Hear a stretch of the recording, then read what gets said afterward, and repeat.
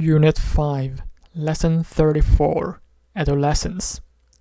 Parents are often upset when their children praise the homes of their friends and regard it as a slur on their own cooking, or cleaning, or furniture, and often are foolish enough to let the adolescents see that they're annoyed. They may even accuse them of disloyalty, or make some spiteful remark about the friend's parents. Such a loss of dignity and descent into childish behavior on the part of the adults deeply shocks the adolescents and makes them resolve that in future they will not talk to their parents about the places or people they visit. Before very long, the parents will be complaining that the child is so secretive and never tells them anything, but they seldom realize that they have brought this on themselves.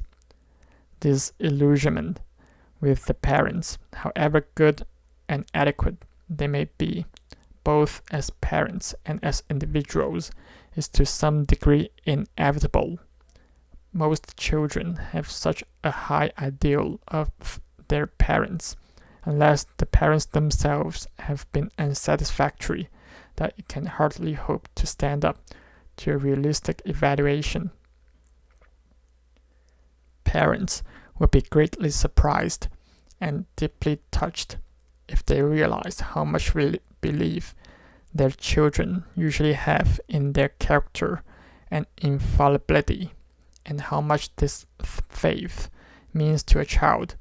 If parents were prepared for this adolescent reaction and realized that it was a sign that the child was growing up and developing valuable powers of observation and independent judgment, they would not be so hurt, and therefore would not drive the child into opposition by resenting and resisting it. The adolescent, with his passion for sincerity, always respects a parent who admits that he is wrong or ignorant, or even that he has been unfair or unjust.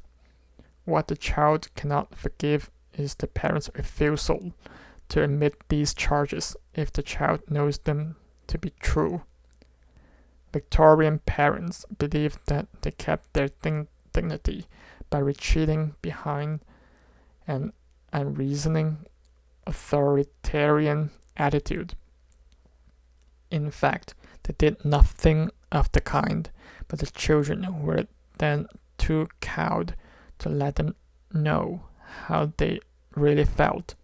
Today we tend to go to the other extreme, but on the whole, this is a healthier attitude, both for the child and the parent. It is always wiser and safer to face up to reality, however painful it may be at the moment.